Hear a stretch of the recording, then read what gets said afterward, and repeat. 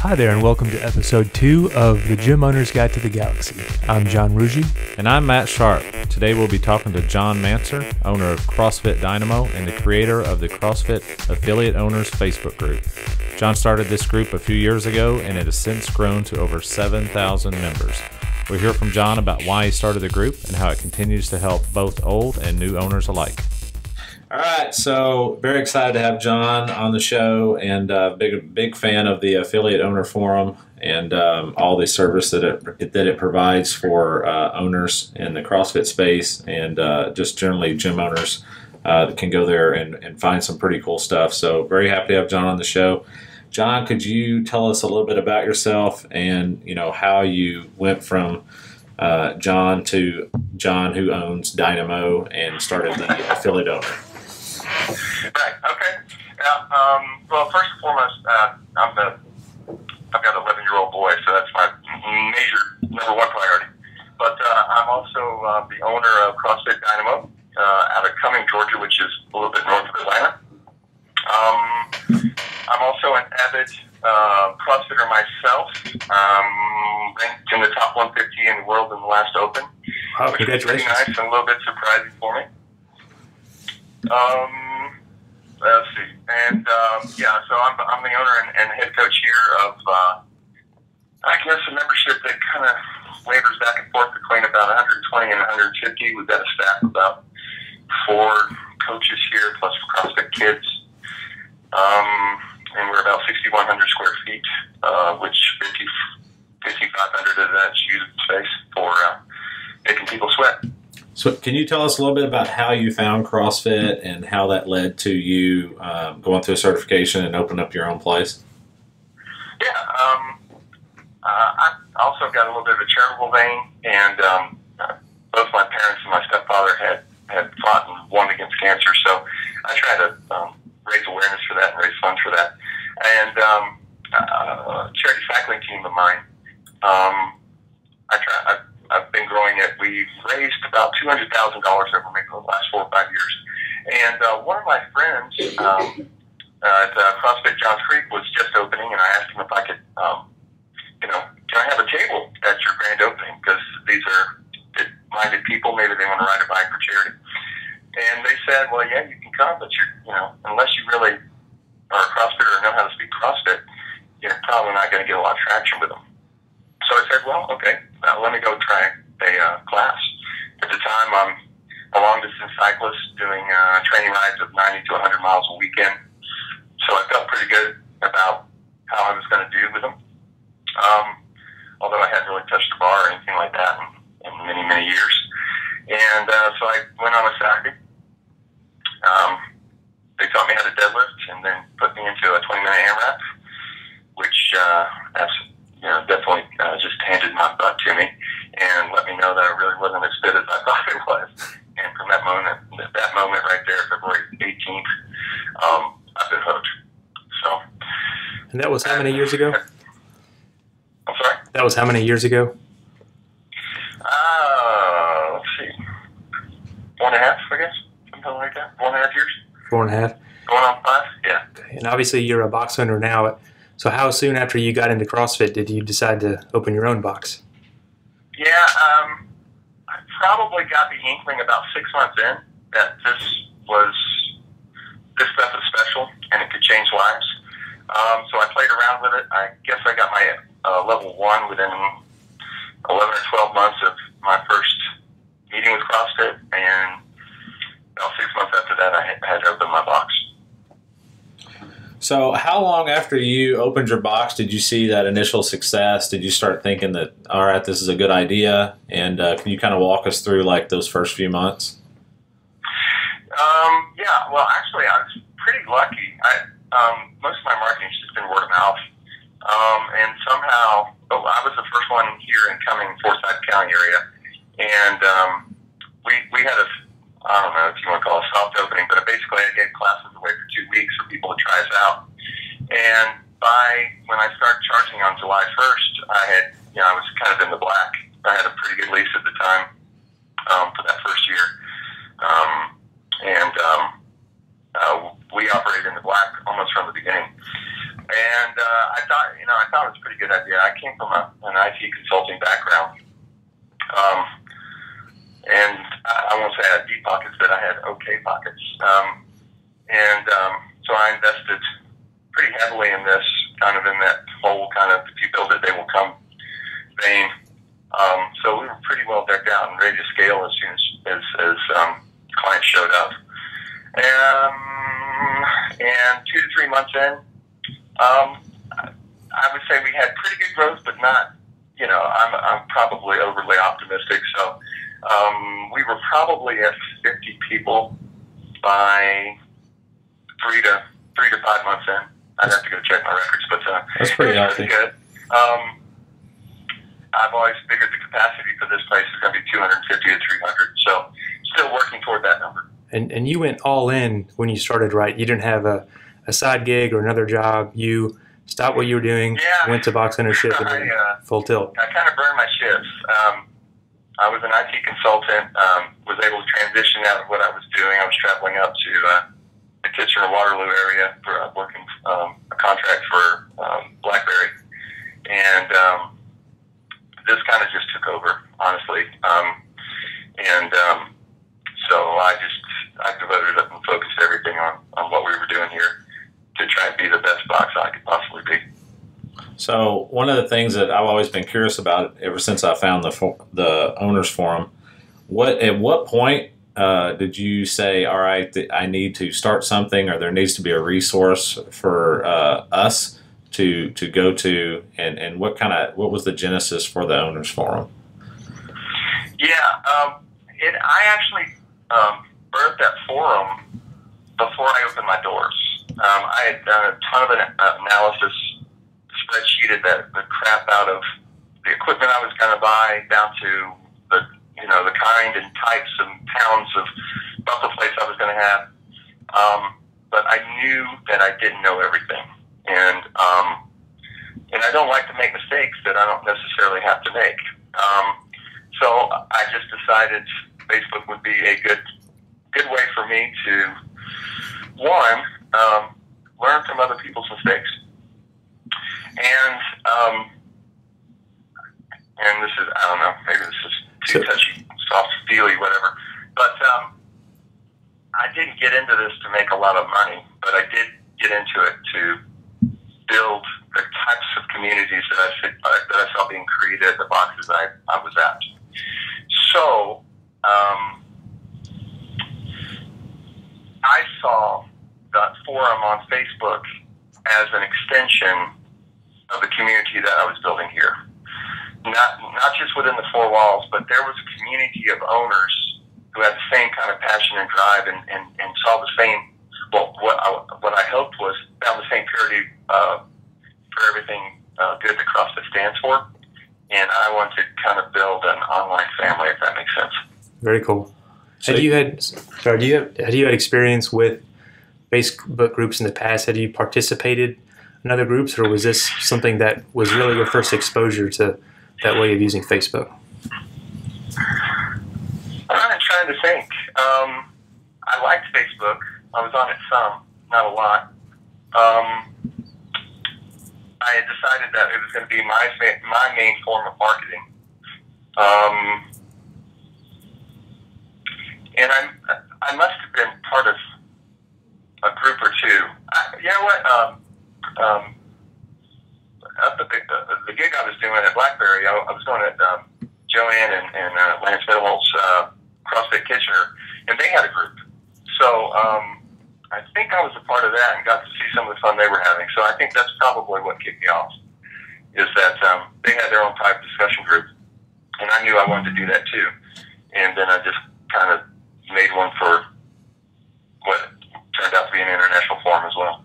So how did it go from you going to Facebook, clicking create group, and how did you do that initial kind of recruitment of owners? How did you get the word out in the beginning?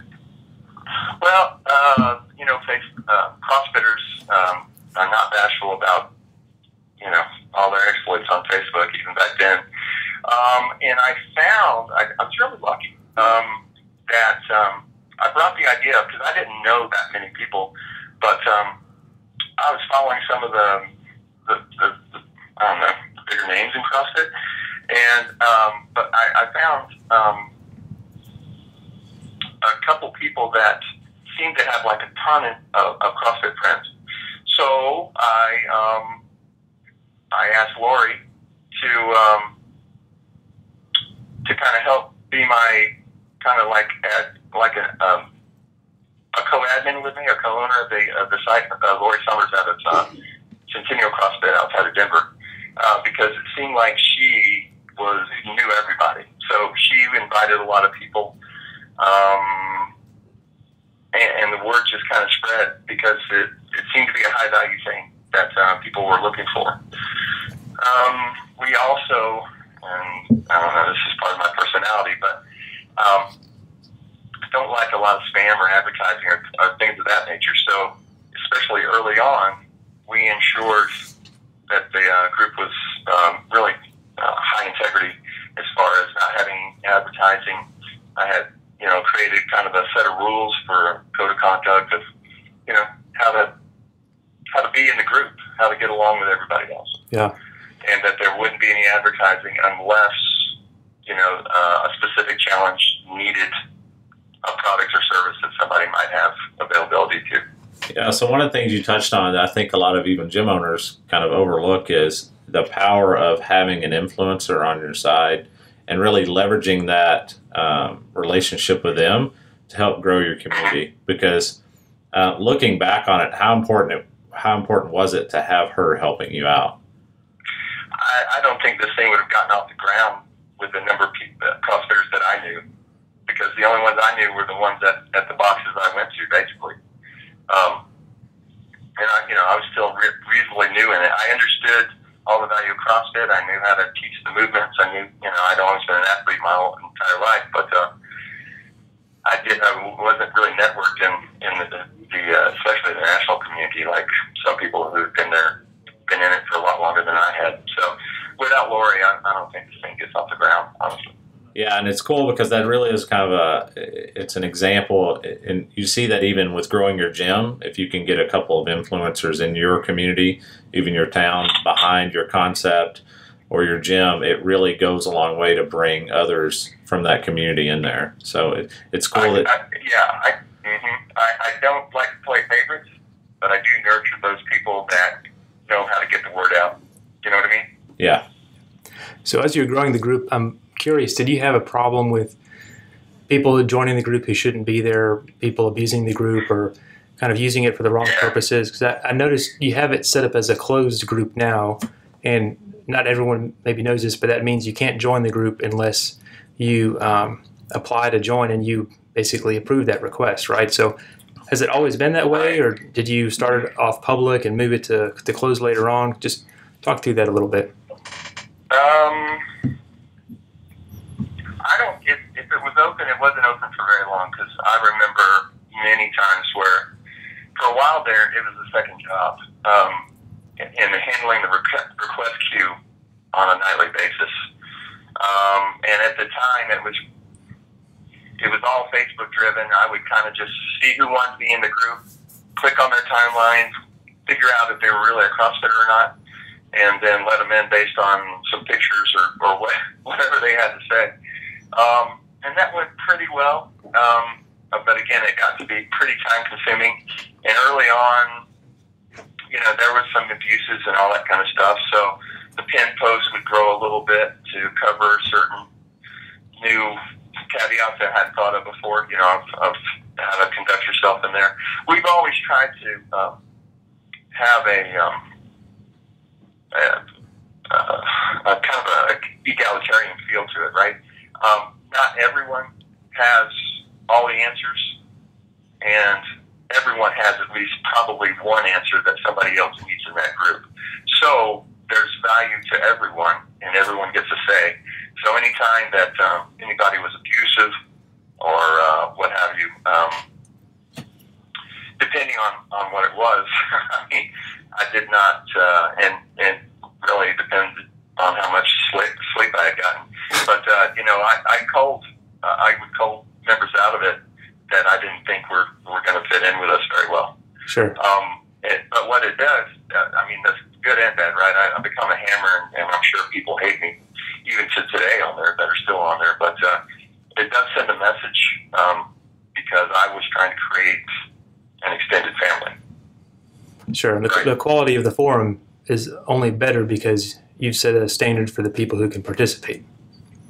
Yeah, and it's not necessarily something I'm comfortable doing or like to do, but I just see as a necessary evil, part of the responsibility I took over. Sure. That I didn't even know I was taking over when I started it. So, and back to that, when you did start it, you mentioned that you began this group really before you even opened your own box. What are some of the things that you learned early on as you were opening your box and as you were connecting to other owners through your forum? I was learning about the best bars to get, which bumpers broke, which ones didn't, where can I get cheap stall mats, just general stuff. How can I save some money? What's the smartest way to do that? What kind of software did you guys use, or did you use software when you were first starting out with your membership, or were you just using spreadsheets, or just how were you doing intake of money? How were you contacting everyone?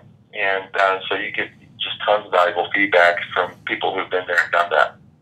Yeah, so I think it is an amazing resource for those guys, especially people starting off. But I think one of the things that I've always been curious about is, especially when you first started, what are some of the crazies that tried to get in, and what are some of the things that got people kicked out? Because I know from being on the forum, like, you hear of people getting kicked out, and you don't see the other side of that. So, like, I might not have ever seen a post of somebody that posted something stupid on there. And honestly, if we're adminning properly, hardly anybody sees any of that because you catch it quickly and you take care of it. CrossFitters and owners generally feel like they're probably doing things the best. So even though you're supposed to check your ego at the door, they don't necessarily do that on the forum from time to time. I kicked one member off mainly because there was a thread, and there's one of the themes we have, or one of the issues that comes up is that HQ doesn't protect our territory. He's libertarian, and it's kill or be killed, right? The strongest will survive on a Darwinistic approach to this stuff, so that the boxes can set up right across the street. So the issue goes back and forth about, it's just going to make you better, and I just don't think that's right, and all that kind of crap. And a guy comes in and is like, if I might just set up and just come and take all of your membership, just basically calling the other person, the rewards and all that kind of stuff. And it's just, we don't need that. So that's one that comes to mind. And it was just foul, and it was just it's not helpful. It's just, I'm better than you, and, here's how long anyway, so, you know what I mean? So yeah. I don't need those types of people in there. So we are there, and this was taught to me by, I understood it later, of what we're really trying to do, and it's something that it sounds like you guys are trying to do too. And everything should come from abundance, the abundance theory, or the abundance model versus the scarcity model. The scarcity model says that there's a limited supply of whatever. Think of it as a pie, right? So my slice of pie is bigger than your slice of pie, I win. Whereas abundance theory says we'll grow more pie. I'm going to give out good information. I'm going to help people, and somehow, some way, that's going to help me down the road. Yeah. Right? So we think that, and that's how this forum works best. Everybody kind of helps everybody else. And honestly, the funny thing I've seen is that owners love to help each other as long as they're not next door to each other. similar level. We still don't get along quite as well as we could, mainly because many of us are still kind of scraping by. But by and large, we're the same. You know, we all kind of bleed and breathe the same way. We're there to be of service to our clients, and we're more than happy to help.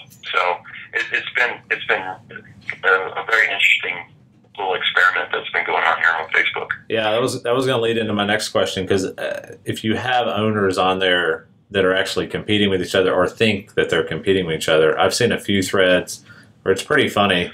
Well, one owner will kind of complain about another owner but not actually mention that owner, and then well, if you mention, that's a no-no. If you mention somebody's name or their box or something, you're done. Yeah, because that's just too provocative for me. So you know, there's veiled stuff on there, and believe it or not, there's a lot of people that reach out to me and like, look, I can't really put this on the thread, but what do you think about this? So I do a little closet consulting from time to time on there as well. Yeah, I think that keeps the quality on there really high as well. One other thing that I wanted to ask about, or what are some of the things that you've seen that have kind of exploded on the forum, and kind of captured everybody's attention? Because it is tough to be noticed on the forum now. Back when it was a few thousand, it was a little easier, but now there's posts. There's probably, you probably know this more than anybody, but there's probably several posts per hour or per minute now at some, and it's really hard to get noticed, but every now and then you can see something kind of capture everybody's attention. So what are the things you remember that kind of have done that? I used to vet every post that came through when there was only maybe 200 or 300 members, and it was kind of easy and kind of fun. But now, I can't keep up with it, and we can talk about how what we do about that now.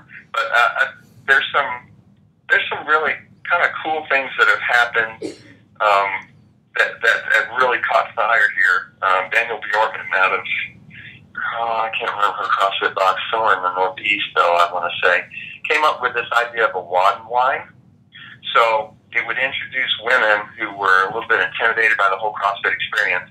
Women from the box would get them to come. They would do a CrossFit Light type workout, and then they could have wine and chat and do all that other kind of stuff afterwards to see that it's not that intimidating. And that led to barbells and booze and all that kind of stuff. So, I mean, that's one that to me really took off.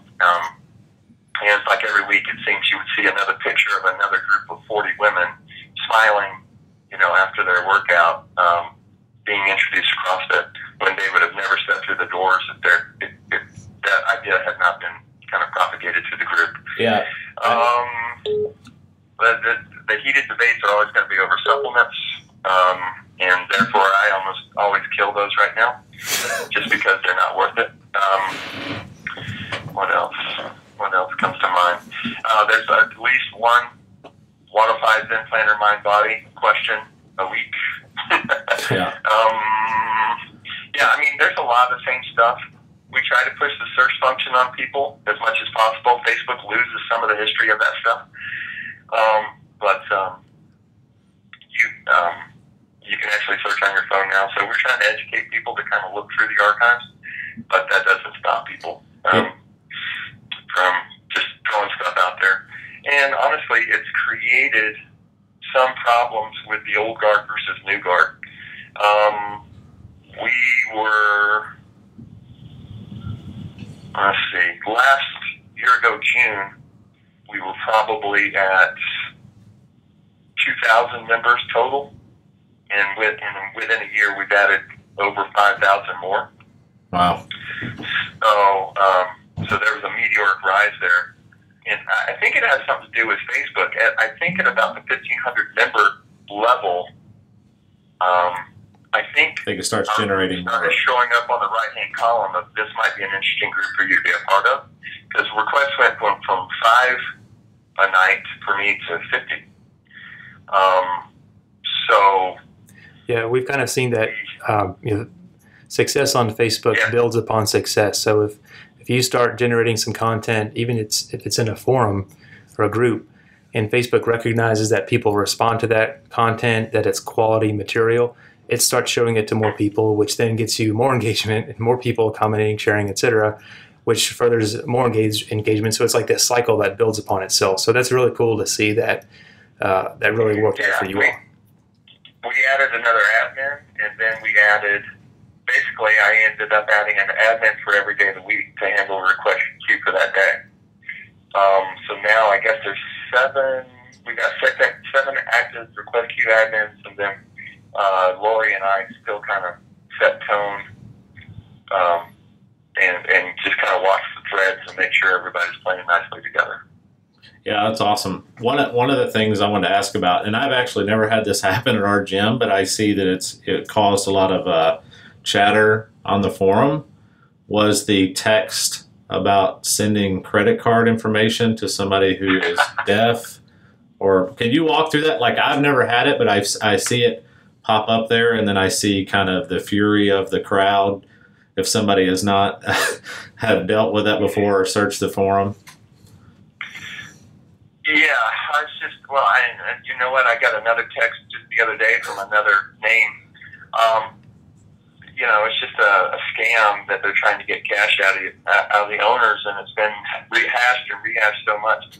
And that's one of the problems with the group at this point, at 7,000 people, is that you know, not everybody's. There are some people that are in it all day, every day. It seems like I've got some people that post just all the time, and then there are, you know, your casual people that maybe check once a month, or maybe they don't even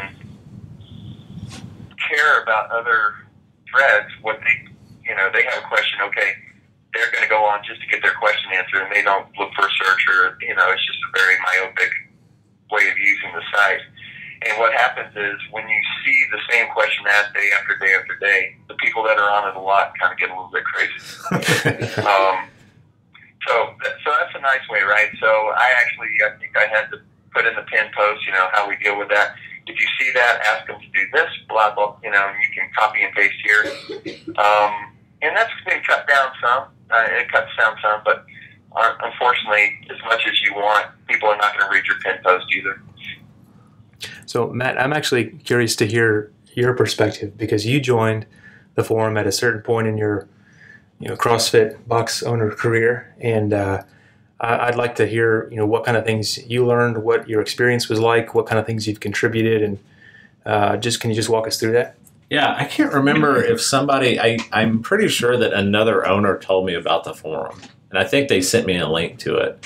And I've always been one I've always been trying to network with other owners. And I think when I got in, it was around 3,000 members, and I made me feel like I got to it late, but now looking at how many we have, it makes me feel like I got to it early. And I remember going on there, and it was just like this step-by-step for like all of these questions that I had always had since the beginning. A lot of them I had answers to at that point, but if I was new, they'd have been super, super valuable.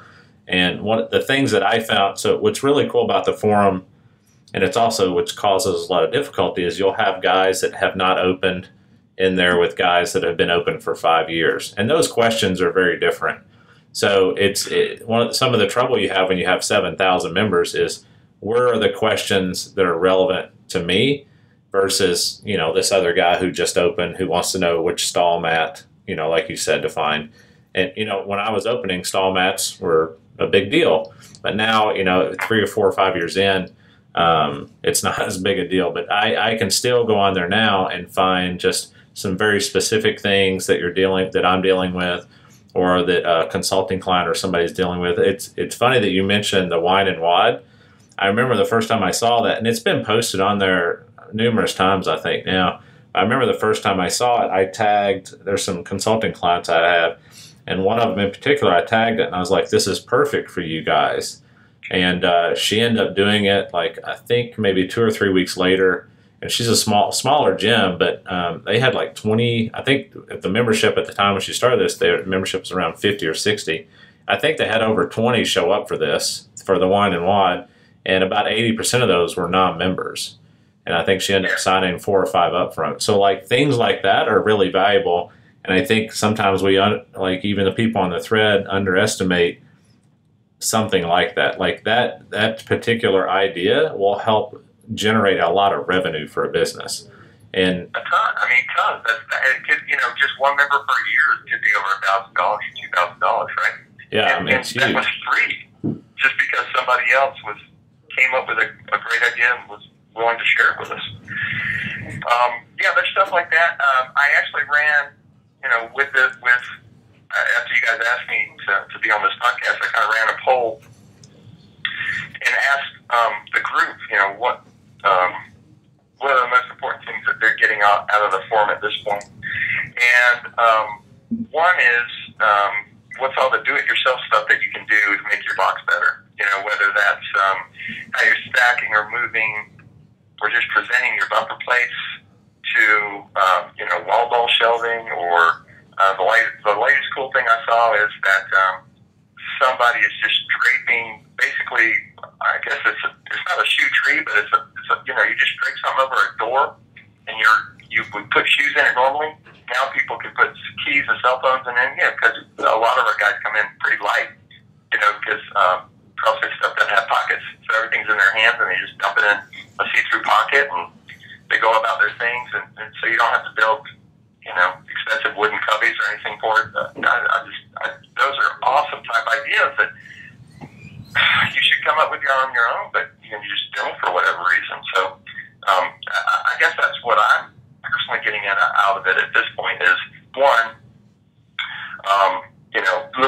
cute little things that you can do just to make your place just a little bit more better. And more better, that's great English. And the other is, from time to time, we'll get some interesting philosophical discussions about CrossFit box ethics and psychologies and stuff like that. And that's the stuff I really, really like. So I think I saw at one point, and I chuckled pretty hard. I might even text you about this, but there was somebody there was an owner talking about maybe one of their coaches impregnating a member. And you're just like, man, it is wide. This forum is wide open, and Anything goes. And I think that even if I had that happen, there's no part of me that would post that on a forum and ask about what people thought about that. So I'm sure you've seen some crazy stuff on there. We do see a lot of stuff, but here's the thing: that question, even if it was in jest, leads to okay, so maybe I should have a code of ethics that I have my coaches sign off on when they come work here. And what it's also done is each group within Facebook has a files tab. People will and companies with this kind of abundance field. I'm going to probably the biggest guy that's kind of influenced us along those lines and was the first to do this, the Chris Cooper out of 321 Go project. There's just, there's templates and stuff that you can use, but you don't have to start from scratch on. You don't have to create the wheel yourself. So a lot of that's happened to get people a little bit more process on how they deal with coaches, members, auto payrolls, all that kind of good stuff. A lot of that stuff's on there now. It can be hard to find, but it's out there. Yeah, so on that note, what do you recommend for a box owner who wants to share information from the group with their team, with their managers, with their coaches? Do you recommend that their whole team join the group directly, or would you prefer that the owner kind of disseminate that on email or meetings?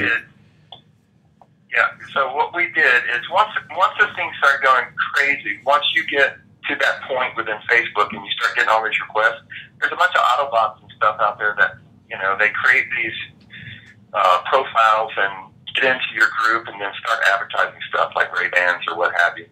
So what I guess Lori came up with it was, and I didn't know about it, but what we do now is the request queue, you go through it, each one of the names is checked against the level 1 certification database. And this is probably the biggest ding I get as the owner of the forum, is that I let both owners and prospective owners in. So anyone that's got an L1 that might be opening a box, because I really didn't have my box until I opened the forum too. So I let those people, this information is gold for them more than anybody else, honestly. so I let both in, and honestly, in Facebook, you can kind of be whoever you want to be. So we know that you need your L1 to get in.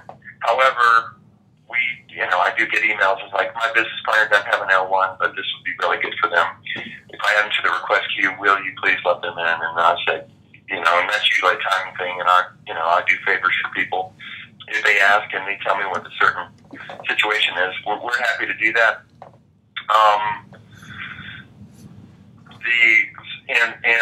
So to answer your question, sure, they can all be a part of it. I don't mind it. However, if you vouch for somebody that wouldn't necessarily have gotten in there, and they make an ass of themselves or what have you, that not only may get them tossed, but it might get you tossed as well. Does that make sense? Yeah, for sure. And I know that's probably a point of controversy a little bit of having just owners or pre-owners in there, but one of the reasons you started the group was before you opened your box, and I think some of us sometimes forget that there was no resources, or kind of put ourselves back in before we opened. There was zero resources when I started, and we started in 2009, and there was nothing, and we only had each other, and that back then it was through phone calls. So it was a huge resource when I found it. One thing I would like to ask is, if you had to kind of put together a affiliate owner for dummies guide for somebody coming in, what would you kind of tell them? What would be the ways to kind of navigate the forum without, I guess, pissing off the old guard, if you know what I mean? Yes, I would say that and this is true of any social media group or whatever that you join, I would say you need to lurk for at least a month or two before you start proposing hardly anything. There is a search capability within the Facebook stuff that's in the upper right-hand corner. Learn to use it. It's okay. You can actually use it from your phone as well. And we actually in our pin posts kind of have a little section on how to use the forum like a boss.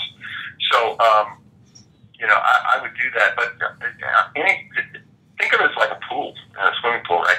You just don't want to necessarily dive head first in because you don't know how shallow or how deep it's going to be. Try to get the vibe of whatever group that you're entering, and then figure out what. There's a bunch of unwritten type rules with any group. That's whether you want to call that mob psychology or whatever. So it's kind of good to understand whatever group you find yourself in. There's been big debate, and it seems like it's quelled now. Honestly, I don't focus on it as much as I used to, but there were the people that were just tired of the same question over and over, and then you had a bunch of people that were defending the new people. I actually put out a survey maybe 4 months ago on that type of thing, and also how the forum was, if it was a business value anymore, how they were using it. And initially, we had created forum specifically for business value, and now it seems like it is as much for entertainment as anything else. And honestly, it's as much for the number one thing that just came out on my poll that I just did informally yesterday was all the do-it-yourself stuff. The second thing that came in was, I'm glad it's not just me that's facing all these challenges. Mm-hmm. It's CrossFit box ownership is not as easy as it may appear from the outside. And the fact that we're all facing the same types of struggles tends to give some strength to, especially those just starting out. So you really got a couple large groups there with the new owners coming in and kind of the veterans, if you will. Is there ever a need, you think, to kind of create a group just for the new guys or just for the veterans, so there's a little bit more of a focus on what they're looking for, or is or is that not a problem that needs to be addressed? I mean, this is really, for a time there was a second job, so I'm not taking on another one of those because I've got my own box to run that I'm trying to get to run itself, obviously. But along those lines, I am working on another solution, not Facebook-based, for people that are genuinely interested in being around in 2 to 5 or 10 years. So we're going to be taking it off Facebook, and